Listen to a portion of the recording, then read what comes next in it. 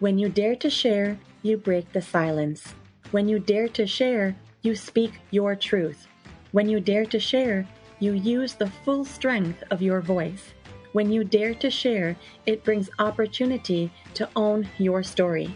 So tell it, be heard, and at the same time, your sharing is someone else's learning, inspiration, motivation, empowerment, and hope. There's always an element to each of our stories that remains a secret. For some, we feel it's a dirty little secret. Dare to share your untold story exposes these secrets in a welcoming and positive way. I encourage each of you out there to dare yourself to share what is yours to tell. When we dare, it is the courage to do something really important. Let this be a vow to each and every single one of us that we take risk, we brave, confront, and face what is, while inspiring and empowering all communities. So let's break that silence and tap into mental beauty. This is Salima Jadavji, your podcast host, a practicing social worker, and your mental wellness connoisseur. Welcome to the Dare to Share Your Untold Story podcast, episode number 57. She simmered in burnout, and then it became an epiphany for her. To all my fellow listeners, before we get started, I'm just dropping in a note to give you a heads up that this podcast might be emotionally triggering for you. We do invite guests onto the show who share openly about extremely difficult life moments with exposure and impact of what the struggles have been like. The intensity of each episode could have a variable impact on your emotional and mental well-being based on your own personal story. If at any point the topic becomes uncomfortable or upsetting to you in any way, please do not pressure yourself to listen. Instead, be kind to yourself, do some self-care, and perhaps give another episode a try. Today, I have the pleasure of introducing our brave and daring guest, Carla Giglio. Carla is a licensed clinical social worker. She received her Master of Social Work from Touro College in New York City with a concentration in clinical work with an emphasis on military social work. As an experienced clinical therapist, she works with adults using traditional methods such as cognitive behavioral therapy, eye movement desensitization reprocessing, and solution-focused therapies. Carla has focused her personal and professional attention on healing trauma, both post-traumatic stress disorder and complex post-traumatic stress disorder. She now has tapped into using alternative and highly effective modalities like conscious connected breathwork, meditation, trauma-informed yoga, neuro-linguistic programming, and inner child and shadow work, all which allow her to provide a deeper spiritual experience of healing and wholeness. Carla is also an ordained shamanic minister and an advocate for psychedelic healing. Hello, Carla. Welcome to the Dare to Share Your Untold Story podcast. Hi, Salima. Thank you so much for having me. That was a beautiful introduction. Thank you so much. You're so welcome. This is all you. This is all your work. This is everything that you've accomplished and probably a lot more, but this is just probably a little teaser for people to know everything, many of the things that you've been up to. Yeah, a little bit. All these tricks that you have up your sleeve, huh? Yeah, I try. Yeah, absolutely. It's really exciting to have you on the show today. And I'm actually very much humbled by your acceptance, to be a guest on the show. And I'm indeed grateful for your willingness to be here to tell your story. I continue to be encouraged by meeting guests like yourself, these individuals, and yourself. You allow me to draw from strength and support and inspiration with all the storytelling that I get to bear witness. So, it's really important that we together take a stance to help break barriers of mental stigma. I agree. I absolutely agree. And truth be told, it's very scary for me to be so vulnerable, whether it's on words on paper or verbally sharing this with you. So I think what you're doing is really beautiful. It's really important. And I think real change happens when people really open up and share their story, because the ability to connect with other people is where healing can at least start.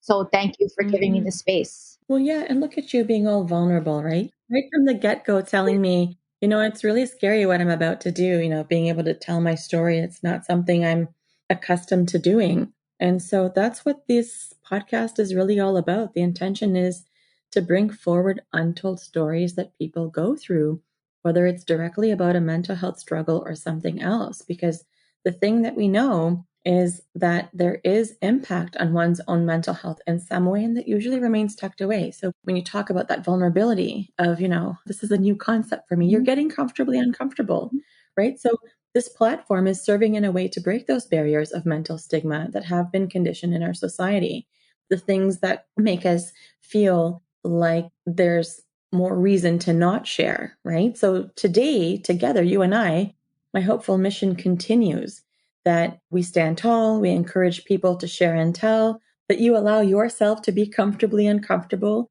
to take those micro risks, to tell your story and do the thing that people typically have reservations for expressing. And on that notion, I'm continuing to bring forward a trend. It's called the mental beauty rethink. Carla, let me ask you, what's the first thing that comes to mind when you hear the phrase, the mental beauty rethink? The first thing, there's actually two, but the first thing is just acceptance, just really being okay with who you are, what you were given, what you have, what you give, and just revel in that and have gratitude for that. Because at the end of the day, beauty is subjective. So we decide what's beautiful to us. So if we look at things through acceptance and gratitude and to be grateful for everything, beautiful, ugly, not so pretty, imperfect, perfect, if we're just grateful that these things are ours to have and to give and to be okay with that. And I think that's a beautiful place to be, to just be okay with yourself. Right. Being okay with yourself, accepting yourself, just really focusing on the self, right? Just being okay with who you are and what you are and where you've come from. And you mentioned something really important, right? Beauty is subjective. It's really important for people to keep that in mind. So we get to create that perspective. We get to create the perception, and we can be the same people who shift that perspective. Right, exactly. There's no standard to beauty, regardless of what others tell us. It's beautiful because I say it's beautiful. It's beautiful because I feel it's beautiful, and I'm okay with that. We don't need validation from others to tell us what's beautiful or not. That is such an insightful, rich description of what comes to mind for you. Thank you for sharing that. Thank you for the question. All right. So shall we get this conversation started? Yeah, let's do this. I can feel it. It's good energy, good vibes. I can't wait to be vulnerable. Thank you, Salima. Okay. Here we go. Well, here we go, Carla. Give us the newspaper headline of how you would title your untold story. How would it read? So my newspaper headline would read, Learning to Respect the Seasons of My Life. Winter is just as important as spring. Could you say that again? Sure. Learning to respect the seasons of my life. Winter is just as important as spring. Learning to respect the seasons of my life. Winter is just as important as spring? Yes. Wow. Okay. So this is a really thought-provoking title. Can you tell me a little bit about what this means to you? Sure. In my life, in our lives, there's darkness and there's also light. There's ebbs and flows and nothing's linear. But sometimes when we're in that darkness, you can't see a light.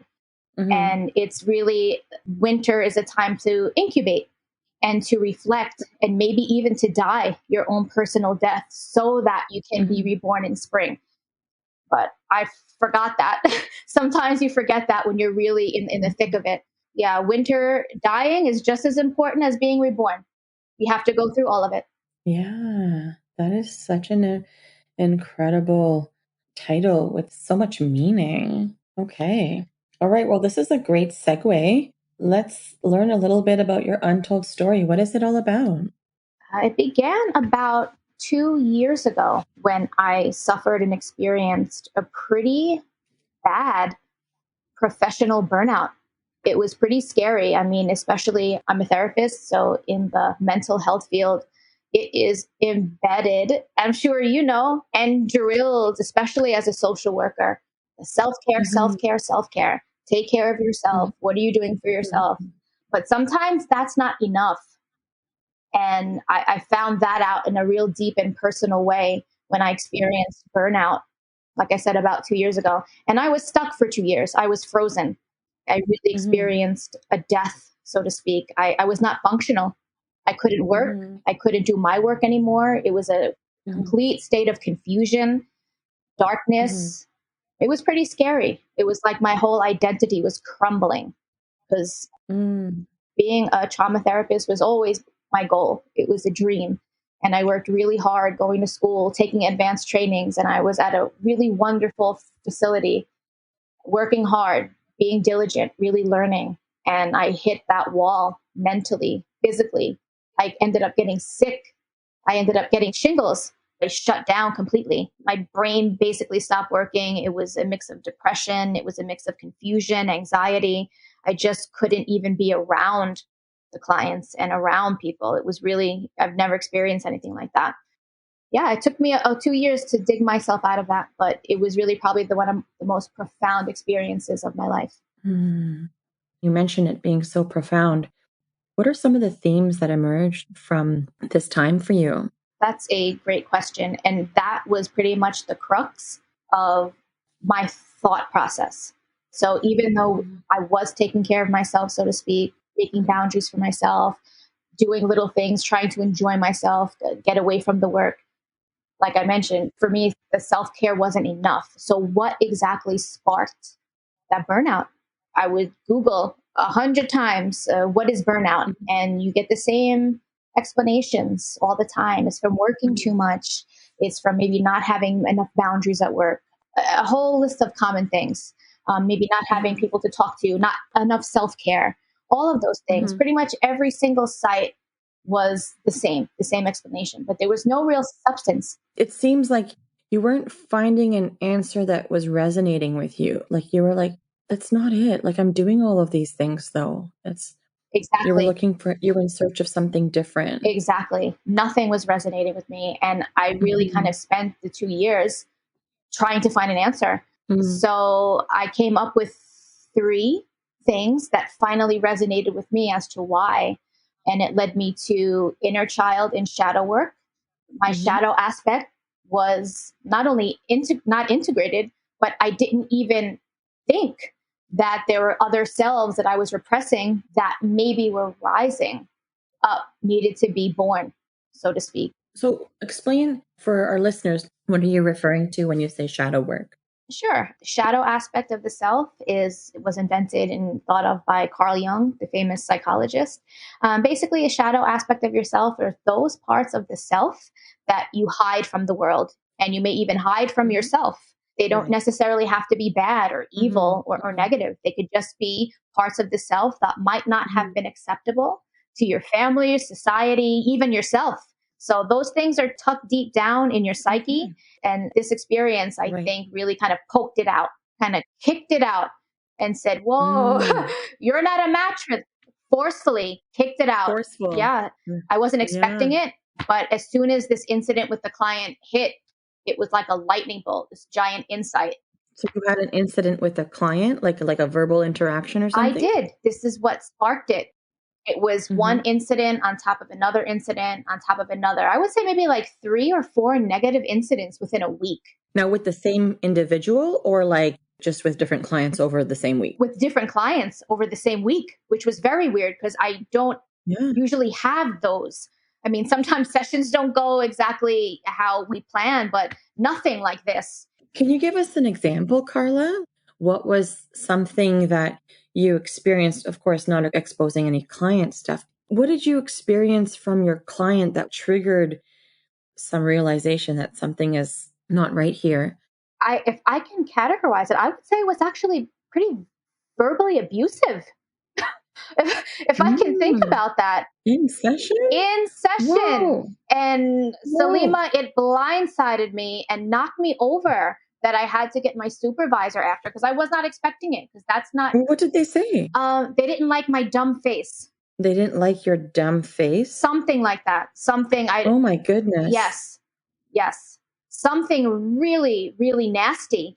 And I was taken back by it. I said, oh, okay, well, I hear you. I'm sorry you feel that way. So let's try to work with maybe someone else you feel more comfortable with. Right. But this was just one personality disorder or one explosive client after another. And it really took me by surprise. But that was the big That theme. week was a big theme for you. And really talk about divine timing, right?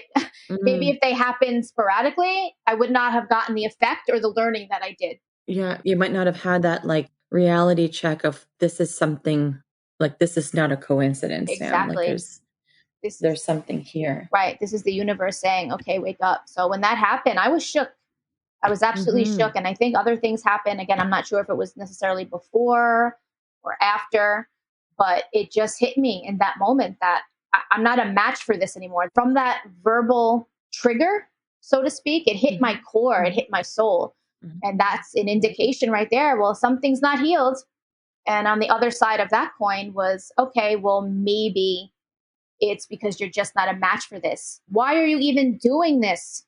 Wow. Right. Why am I doing this? Why am I a therapist? Why do I subject myself to this? Like, I'm here for you. So you were questioning yourself then. I was questioning my whole existence. Your whole existence. Why am I doing this? Because of these client experiences, you started to go down a different path of line of questioning. Absolutely. Okay. And although it was hurtful, it really made me question my professional choices. Why am I doing this? I'm here to help people. Why are you insulting me? Like, what's going on here? Right. So it wasn't necessarily a pity party. It's like, wow, the first thing we do is, what did I do? What did I do to invoke this behavior? But at the same time, that's unacceptable behavior. Why was I so hurt by it? And why am I even here working with this population? What am I doing? So from there, from that kind of double-edged insight, it came a downward spiral.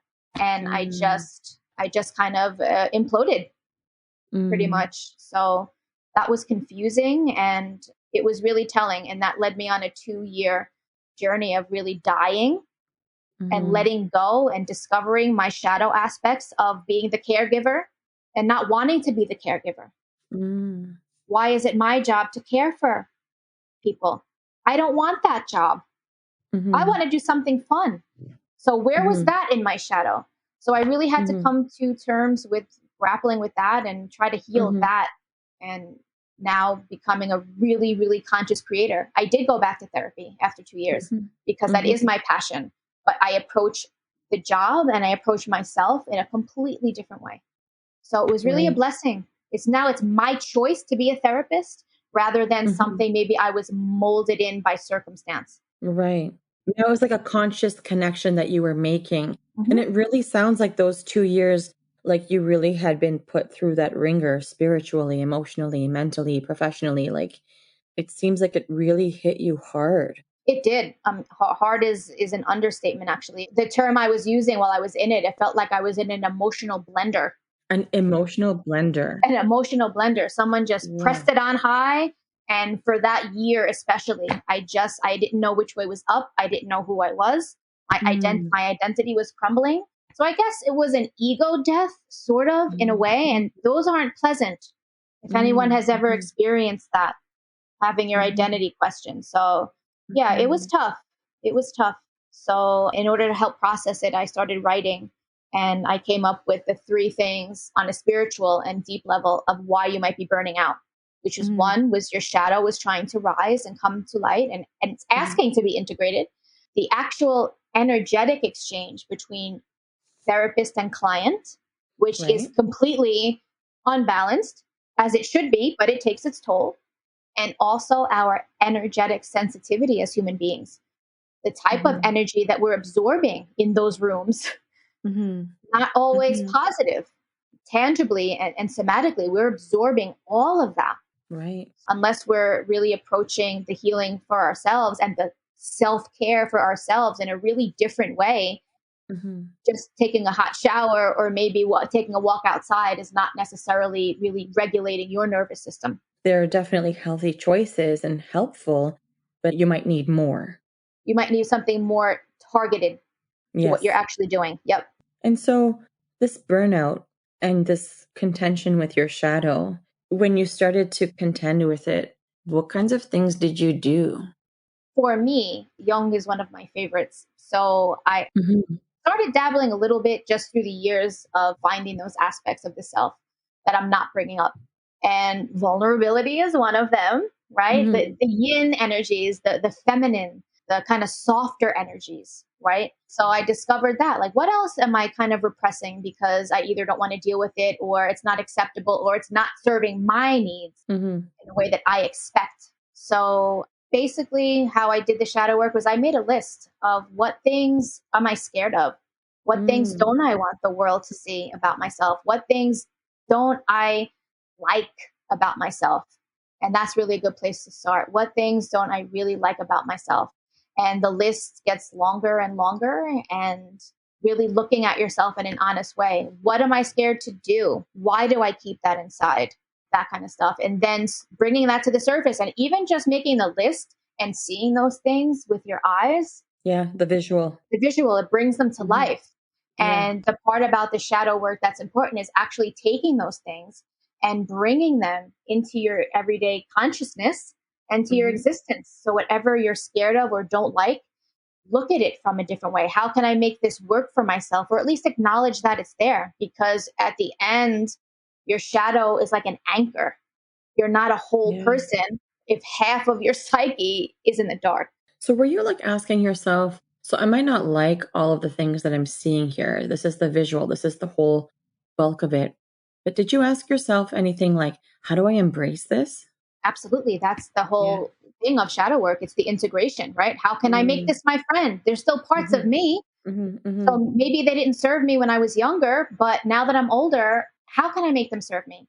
And it's just Mhm. acknowledging that they're there and having maybe forgiveness for not bringing them to light. And how can I use these other qualities or these other fears in a Mhm. way that at least shows that they exist instead of running from them?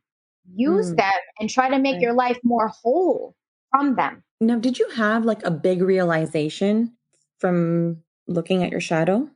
What were some of the big realizations you had? Whew, that all of my yin energy, all of my kind of vulnerable energy was stuffed aside.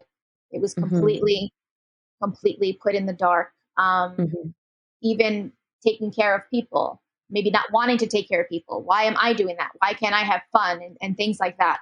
It was an epiphany because it was able to at least answer some questions as to why I kept getting stuck in some areas. Right. Again, that's where acceptance comes in. I'm going to accept all the parts, the good, the bad, the ugly, and I'm going to make it work for me because you have to be whole.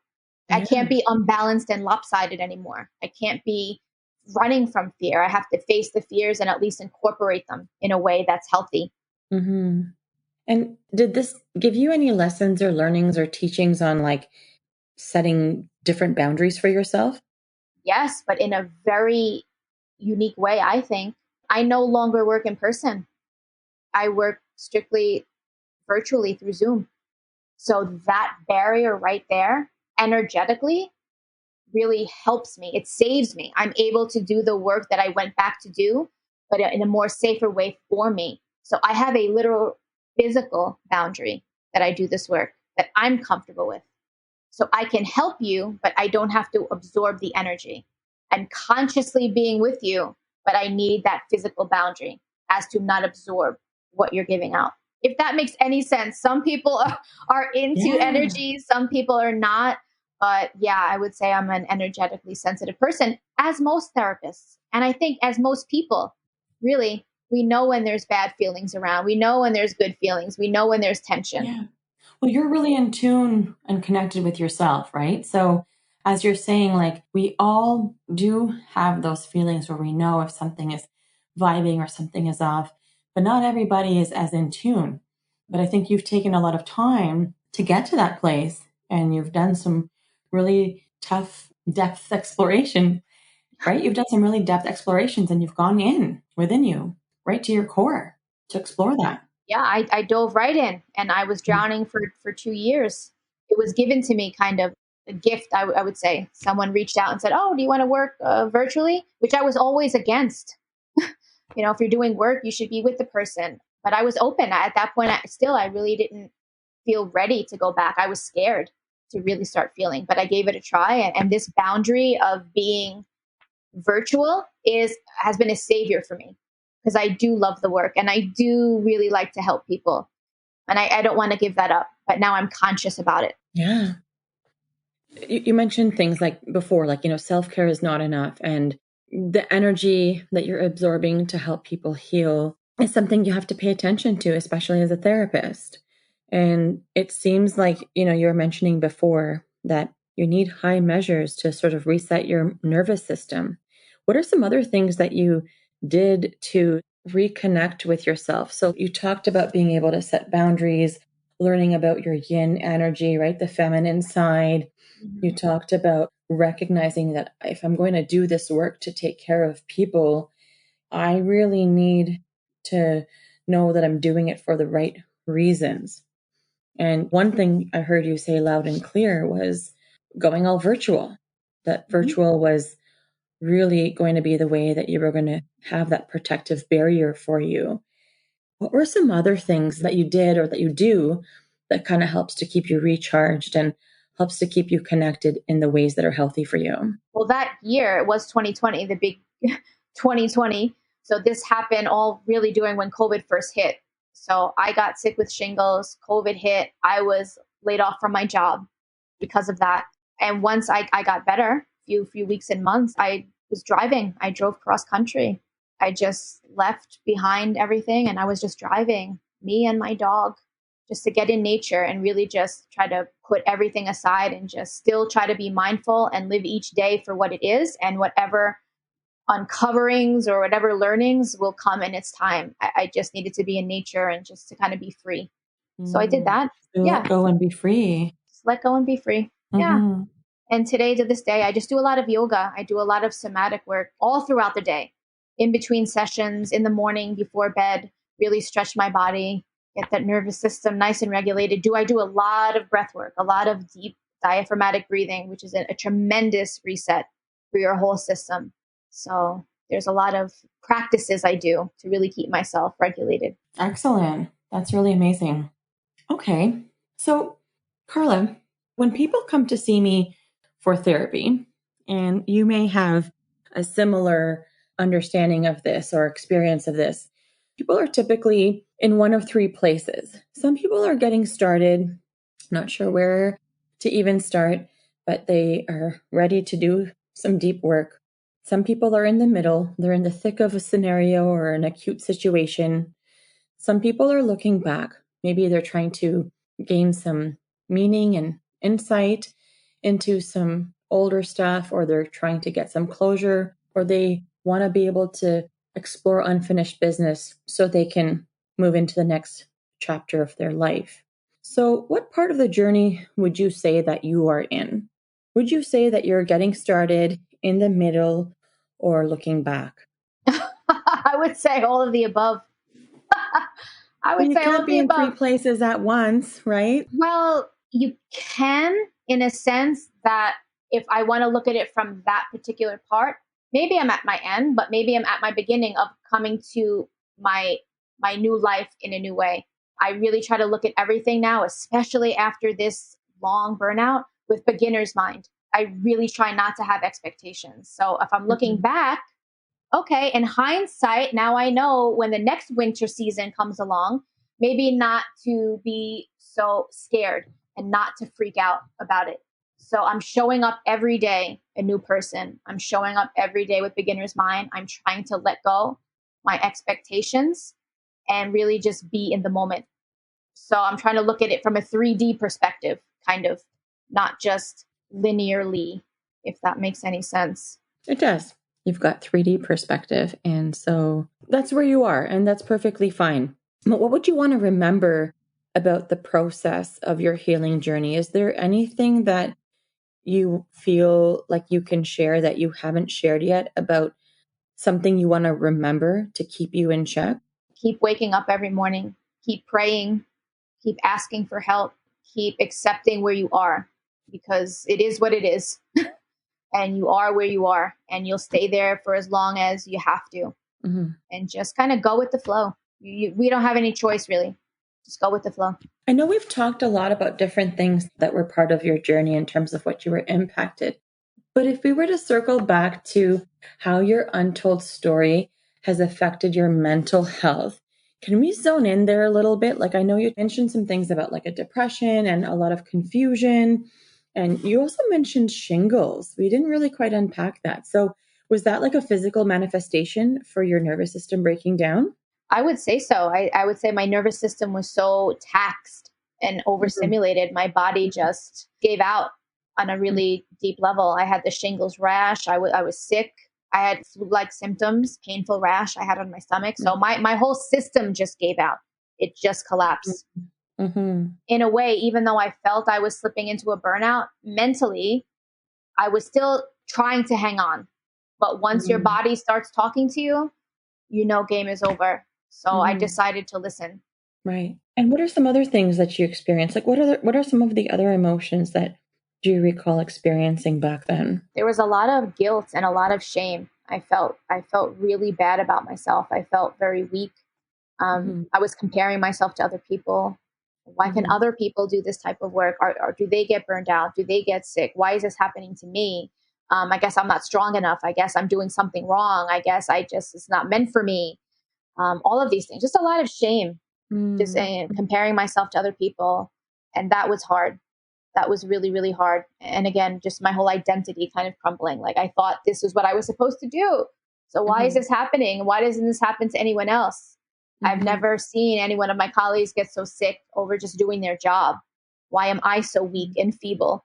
Yeah, I was really disappointed in myself as well. You were disappointed in yourself? hmm I was Mm-hmm. disappointed that I couldn't handle whatever energy or maybe the work was giving to me. Mentally, I was strong. I was still going through doing the work and the protocols, but Mm-hmm. my body said, no, no, this is no more, no more.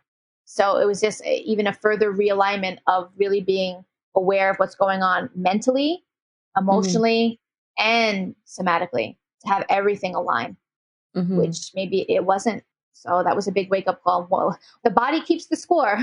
So once Yeah. the body starts talking to you, Yeah. that's when the alarm bell goes off and says, hey, lady, you have to listen. What's Yeah. going on here? Yeah. So Yeah. I believe that. That book is true to its core. The body keeps the score. It's a Absolutely. really insightful book, and it has so much information that allows you to realize, like, oh my goodness, this stuff really makes sense now. Like it helps you to connect the Yeah. dots and piece all of those puzzle pieces. Yes. Once the body talks, you have to listen. And we Mm-hmm. really have to, as professional therapists, I think we have to lead by example. So how can Mm-hmm. I tell you about self-care if I'm not even taking care of myself and I have Mm-hmm. shingles and I'm coming to work? That's horrendous. Yeah. That's Yeah. bad. So I have to take care of myself because Right. you have to, and then you have to show other people that it's okay. So even if Yeah. it's hard, I'm going to step out and I'm going to heal and then I'm going to come back. So Mm-hmm. that's how I looked at it. So, what would you say if someone was to say to you, when your body's giving you signals, you really can control it with your mind? With clients, I generally try to stay away from what I call the C word, control, Mhm. Mhm. Mhm. um, because some things we just can't control, but we can manage. We can learn to be mindful and aware and manage. We're human and we're not always aware of everything. And if Mhm. we're not aware of stuff and things are affecting us, it's going to show up not necessarily in our conscious mind, but in your body, right? Your body is your Mhm. unconscious mind. So we have these Mm. different levers, these different cylinders that we run on. Mhm. So if your mind's not catching it and your emotions are stuffing it down and you get sick, that's when it's time to listen. So Mhm. maybe then we can sharpen our awareness as to what's really going on. So yeah, I wouldn't say that. Maybe in a sense where there's pain, I know there's a lot of work with chronic pain and hypnosis, Mhm. but I think I had pushed myself over that line Right. where again there was no coming back at that point. So Right. I think it depends on the circumstance. That mind over Sure. matter, yes, but to a point. Right. That was a great question. Well, I feel like I've heard people ask different questions for different things. And I don't know where that question came from, but I feel like it must have come from somewhere of something I experienced. So I thought I would just, put it out there and see what your take was on it. Yeah. What is your take on that? Do you think that everything is mind over matter? For me, I think mind over matter comes up when you're in survival mode, Mm-hmm. right? And you need to stick certain things out, or you realize that temporarily this is what's going on. So my options are limited. And so I think people get into that mode of mind over matter. But the issue is when you get stuck there and that becomes your go-to pattern for everything, Mm-hmm. then you're not really being present of mind. And I do think that your body does keep the score. And I do think that your body is constantly sending you signals. So if someone has experienced trauma, for example, and maybe something doesn't feel right when they're around someone, I wouldn't say it's all in your head. It's like, okay, so what's the message that your body is giving you? And you can connect it to what's the story that you're telling yourself. There's something when your body is signaling messages to you, but then it's important to separate that from the story that's being created in your mind. What's that narrative? Because sometimes that narrative is about something that we've created when we're in that place of fear. So if our body is signaling something, likely we're thinking we're in danger, something is not right. And so that's the fear response. So I think we need to be able to check out our thoughts, check out our story. Is this fact? Is this fiction? And separating those thoughts from the signals the body is giving you. So I think sometimes that's where there might be a point of contention for someone who's trying to understand this.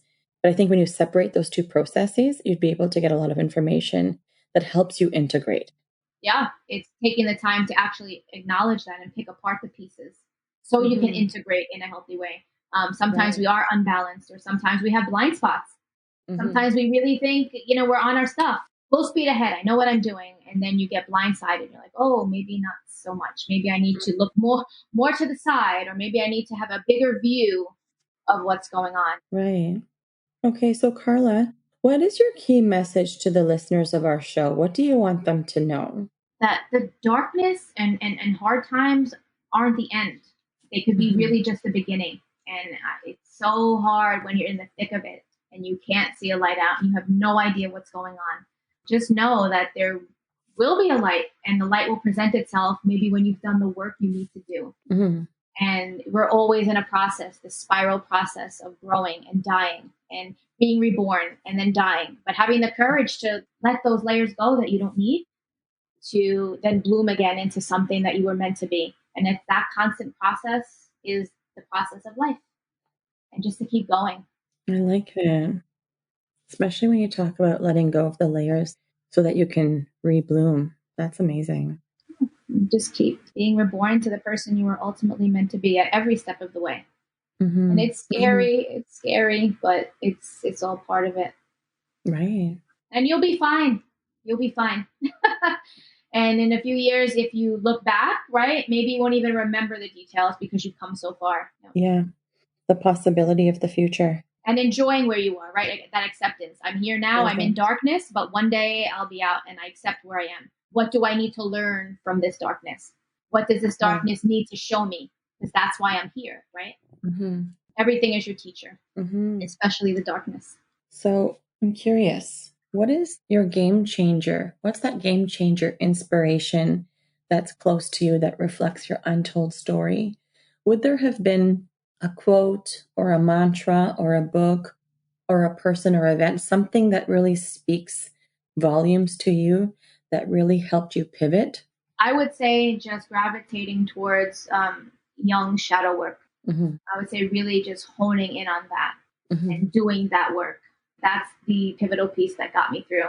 Was there a specific thing, or was it just being able to do the parts work and the ego work and do the shadow work? Like, was it just encompassing everything, or was there something like really specific that was the big aha moment for you? Really being real Mhm. and truthful with myself as to what I was Right. not bringing to light, making that list longer, and really being conscious of taking things from that list Hmm. and pushing them over to the other side. today I'm going to work on maybe not isolating so much, making the focus of my shadow the direction of my life.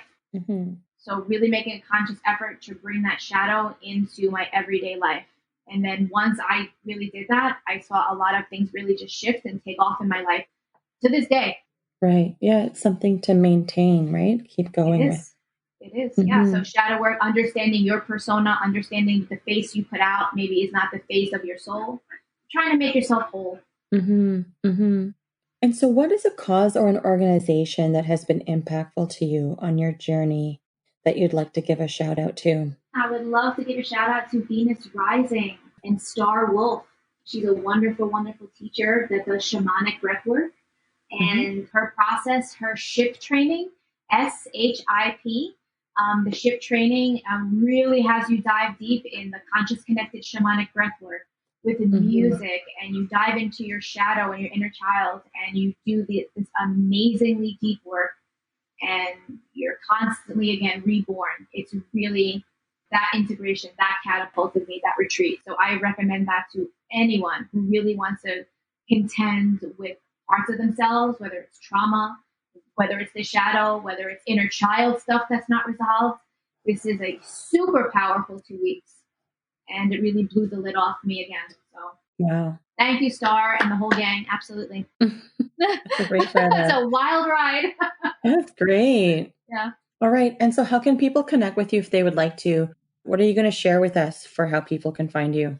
Oh, sure. Truth be told, I'm not really that big on social media. I do have a LinkedIn page, Carla Giglio on LinkedIn. And I also write articles and essays for medium.com under Carla G-E-E. All right. Yeah, I will grab all of the details from there so we can add that to your show notes page. That's perfect. Thank you. Sure. Carla, guess what? What? You've just dared yourself to share. Congrats. Woo! I did it! Right? You told me you were scared, and look at you. Just chatting away, exploring so many different areas of your journey. Wow. I'm sweating over here. I'm still sweating a little bit, but I did it. You made it easy. You made me feel really safe and welcome and accepted. So yeah, I don't share this with everyone. So thank you for reaching out.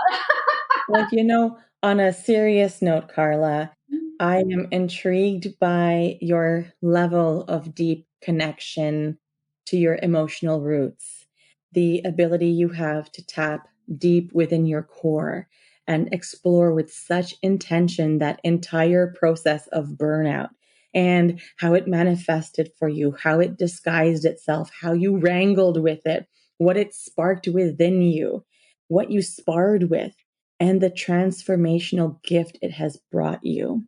This story of yours has been exceptionally inspiring and with a very much a new perspective to take in. The lessons and learning of when and how to go deeper when you're dealt a set of cards that you were dealt, like that is so big.